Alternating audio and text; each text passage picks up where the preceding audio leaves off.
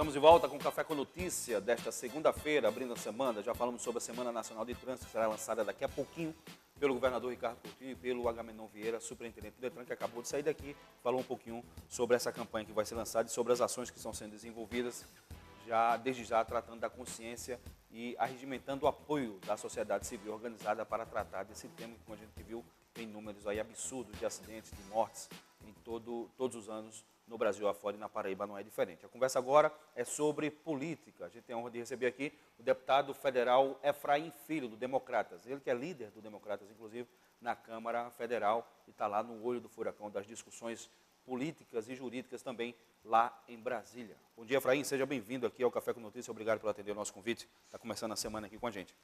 Bom dia, Marcos. Bom dia aos nossos telespectadores. Uma alegria poder estar aqui participando com você nesse café.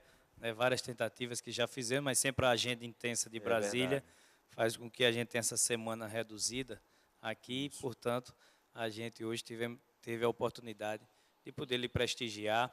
Eu acredito que a primeira mensagem hoje, Marcos, até antes de falar de Brasília, me permita complementar o tema que na entrevista anterior, que falava sobre a abertura da Semana do Trânsito, cumprimentei aqui o doutor Agamenon na saída, dizer que lá em Brasília tivemos duas grandes ações nesse sentido, e eu acho que essa é uma consciência, sim, que deve ser estimulada na população. Então, lá eu fui relator do projeto que tem muita repercussão nacional, que é o projeto Não Foi Acidente, em que você aumenta as penas para crimes cometidos por pessoas alcoolizadas no volante. É uma campanha nacional, né? Essa é uma campanha nacional que começou em São Paulo, fruto do Vitor, do Vitão, das famílias que tiveram pessoas vitimadas por essa imprudência e irresponsabilidade no trânsito. Lá na Comissão de Constituição e Justiça, coube a mim fazer a relatoria desse projeto, e lá nós conseguimos aprovar, aumentando a pena, porque o grande problema é que, atualmente, a pena ela equipara a homicídio culposo, que é de até 4 anos, e isso muitas vezes é revertido em prestação de serviço à comunidade, penas alternativas, e fica aquele sentimento de impunidade, como se a vida de uma pessoa pudesse ser trocada em cestas básicas a ser doadas a comunidades carentes. Então, nós conseguimos reverter para aumentar essa pena. E um segundo tema foi uma proposta de emenda à Constituição que tratou da segurança viária, de você poder ter os elementos de engenharia de trânsito, educação de trânsito e fiscalização de trânsito como parte de um conceito transversal em toda a legislação brasileira. Então, parabéns aí pela iniciativa do Detran da Paraíba, do governo do Estado e aqui do programa, em levar a quem está em casa um pouco mais dessa consciência. Verdade, é um problema que atinge todo mundo, né? O trânsito envolve todo mundo, como a gente frisou aqui, pedestres, ciclistas, motoristas, usuários de transporte coletivo. Então, acho que cada um deve ter a consciência de fazer a sua parte para tentar melhorar isso, diminuir esses números alarmantes de acidentes e de mortes no trânsito. Deputado, vamos conversar com um assunto mais quente. Essa segunda denúncia apresentada pelo procurador, ex-procurador agora, Rodrigo Janot, contra o presidente Michel Temer. O seu Partido Democrata, o senhor que é líder do DEM, já tomou alguma posição sobre o posicionamento que deve adotar sobre essa segunda denúncia, ou vai esperar que ela chegue a casa? Se chegar, a gente está esperando a decisão do Supremo Tribunal Federal para haver um posicionamento do partido. Marcos, nós não vamos nos precipitar em nenhuma conduta que gere uma instabilidade maior que a que o Brasil já sofre nos dias de hoje. Crise política, crise econômica, crise institucional, e a economia ela tem procurado dar os seus passos. Então, vamos ter a cautela necessária, a consciência de aguardar que a denúncia chegue à Câmara dos Deputados. O próprio Supremo Tribunal Federal ainda vai fazer uma avaliação preliminar dela para saber se há consistência, se há as provas e as evidências que justifiquem o seu trâmite, e é preciso entender que o Democratas ele tem a plena consciência de que o momento no Brasil hoje é grave, a sociedade quer transparência, quer respostas rápidas e quer soluções reais para a crise. Então, iremos fazer análise. A decisão na primeira denúncia não vincula esta segunda, até porque na primeira denúncia a gente acabou vendo aí que, na verdade, ela era embasada em meias verdades, tudo o que aconteceu, a prisão dos irmãos Batista, a descoberta do áudio de que houve realmente uma operação controlada para que se pudesse chegar ao resultado. Isso realmente acabou manchando, né, a primeira denúncia, havia essa suspeita, e essa segunda agora, havendo as provas, o Democratas irá se reunir para deliberar sobre essa conduta, sem vincular a primeira decisão. Meu papel como líder, ele é até nessa posição extremamente delicada, né, de que eu tenho que seguir a orientação de uma bancada e tenho que dar essa orientação colhendo dos 31 membros aquilo que a maioria pensa. Mas eu levo adiante essa missão de, com cautela, saber que vamos nos debruçar de forma séria sobre o tema, sem necessariamente dizer que o resultado da primeira vincula a posição nesta segunda. O senhor, falando um pouco da política agora, pegou pesado com o PMDB, nessa cooptação que eles fizeram sobre algumas lideranças que o DEM estava conversando, do PSB, dissidentes do PSB, que o DEM estava conversando para atrair para o seu partido, Democratas, e o PMDB foi lá e cooptou essas lideranças. Como é que anda essa relação política entre PMDB e Democratas? Olha, é fragilizada, né, devido a tudo que a gente vivenciou, e você reportou aí, não esperávamos o tratamento que foi dado a alguém que se diz aliado, né? Nós tínhamos já um diálogo bastante amadurecido com a dissidência do PSB, até o final desse mês, inclusive, eu acho que a gente conclui esse diálogo com cerca de 8 deputados do PSB, o Partido Socialista Brasileiro, que estão deixando o PSB e poderão vir ao Democratas.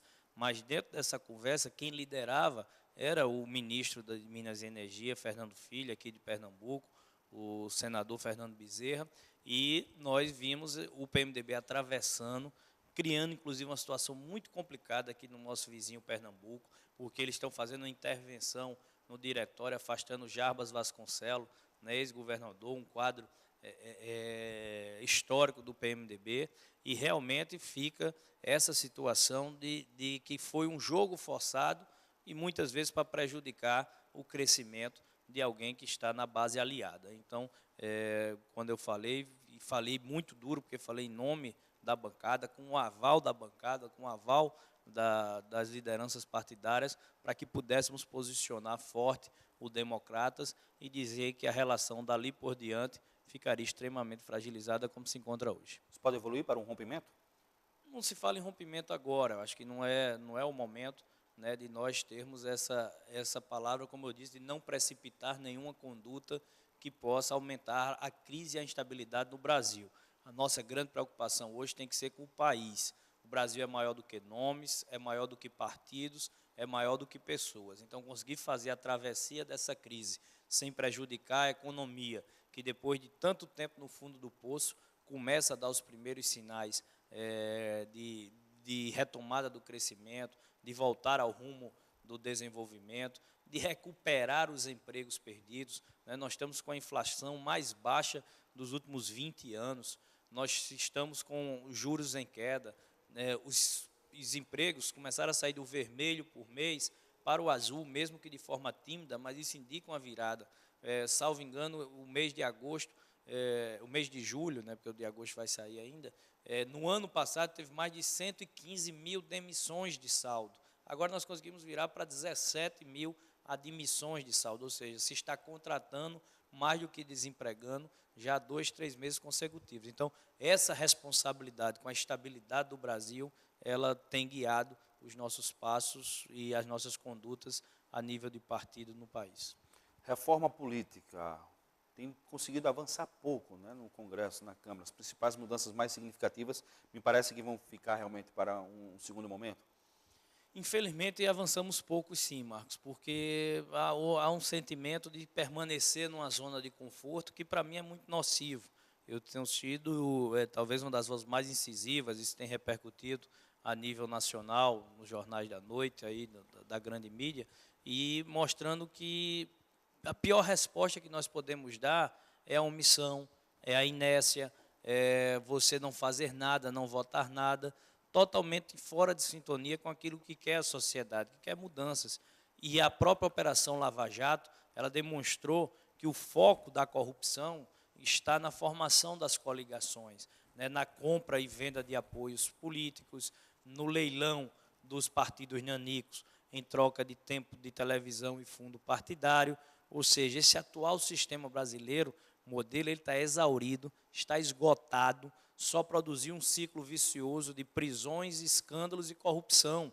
Então, permanecer nele é a pior das respostas. Eu advoguei a mudança do modelo proporcional para o majoritário, né, para que o nosso público entenda. A mudança básica é você acaba as coligações e se elegem os mais votados, que é aquilo que a sociedade, as pessoas entendem. As pessoas não entendem o modelo atual, não entendem o efeito tiririca, que é um parlamentar que é bem votado e ele carrega consigo 4, 5, muitas vezes subrepresentados. Ou seja, por que uma pessoa que recebeu a maioria da confiança da população perde a sua vaga para outras vezes desconhecida que recebeu o número mínimo de votos? Então, essas distorções do nosso modelo atual, elas fazem com que a grande parte da Câmara queira a mudança, cerca de 280 a 290, mas a gente precisa do quórum qualificado de PEC, que são 3/5, só a maioria da Câmara não basta, você tem que ter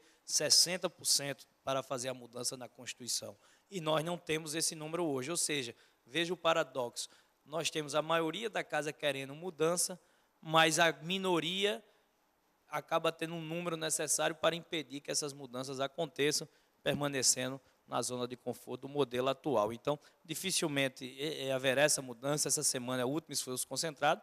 O que pode acontecer ainda de evolução é a cláusula de barreira, chamada cláusula de desempenho, em que partidos, qualquer partido que não tiver um número mínimo de votos no país, ele não tem acesso ao fundo partidário, ao tempo de televisão, ou seja, praticamente ele não existe, para evitar essa multiplicidade excessiva de 35 legendas que nós temos hoje.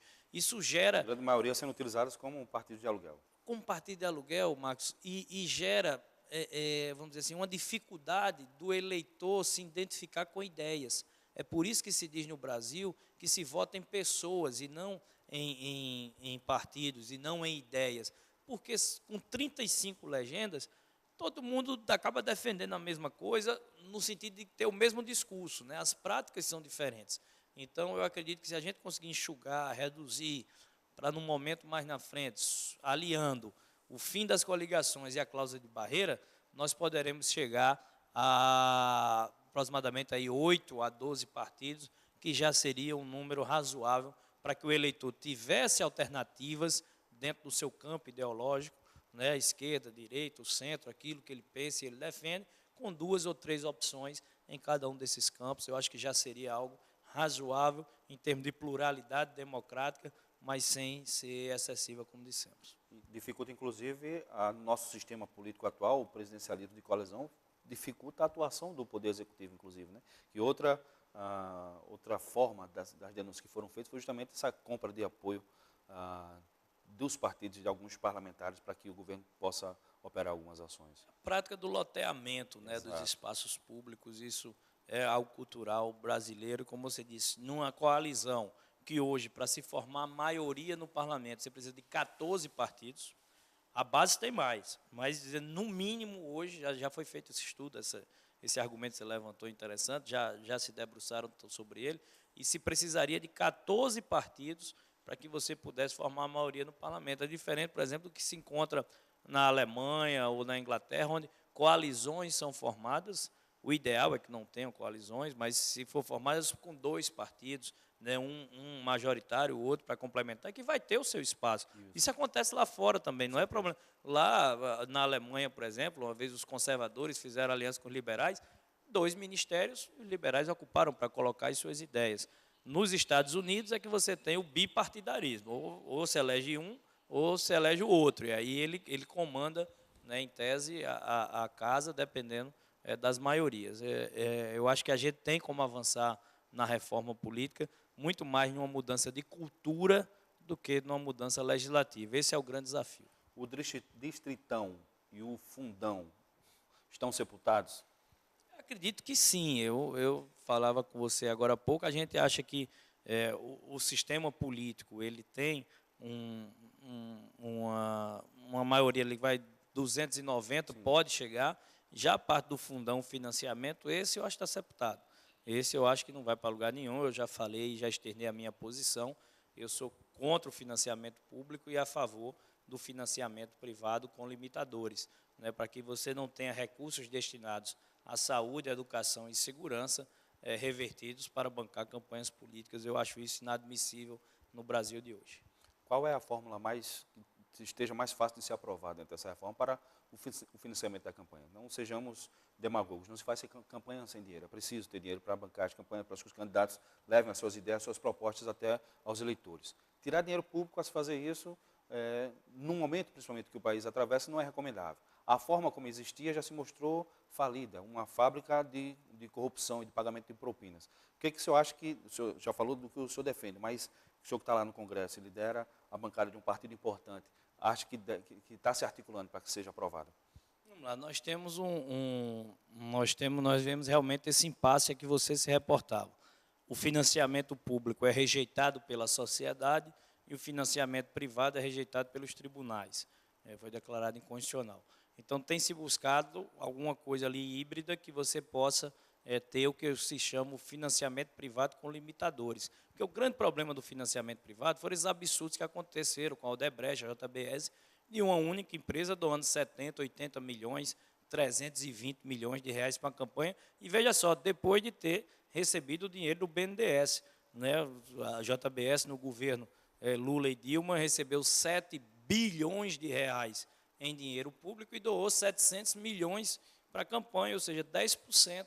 Estava se fazendo caixa de campanha com dinheiro público, dava pelos bancos públicos e essas empresas elas retornavam 10, 20% para as campanhas. Isso levou o Brasil a esse buraco e essa crise econômica que todo mundo conhece. Então, se você tiver os limitadores, vamos supor, 50 mil reais, 100 mil reais que uma empresa possa doar, não deixa o parlamentar ou o governo refém desse interesse político, desse capital privado. Você tinha empresas doando para a campanha de um deputado federal 3 milhões, 4 milhões de reais. O que é que acontecia?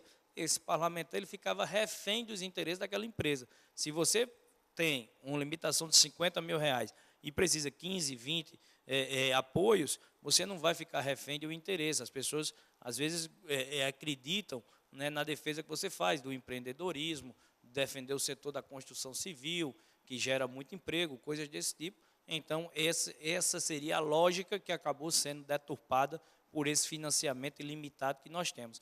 A outra hipótese que se fala é de ter o financiamento público, mas com fontes que já existem. Por exemplo, aqueles programas de televisão que são semestrais, que os partidos colocam na televisão, aquilo tem um custo em renúncia fiscal de 600 milhões de reais. Então, se acabaria com esses recursos, se acabariam com esses programas, um exemplo, e esse recurso seria revertido para ter um processo democrático mais transparente. Esse é um custo que a sociedade vai discutir para saber se vale a pena investir num processo político mais transparente e mais democrático. E eu defendo, volto a dizer, que não haja recurso público em campanhas políticas. São 8 horas e 4 minutos, estamos conversando com o deputado federal Efraim Filho. Deixa eu pagar aqui o meu último intervalo comercial, último break, e a gente volta na sequência do programa Café com Notícia, fechando a entrevista com o deputado federal Efraim Filho, abordando outros temas ainda, a reforma da Previdência e as eleições de 2018 também. Daqui a pouquinho a gente está de volta.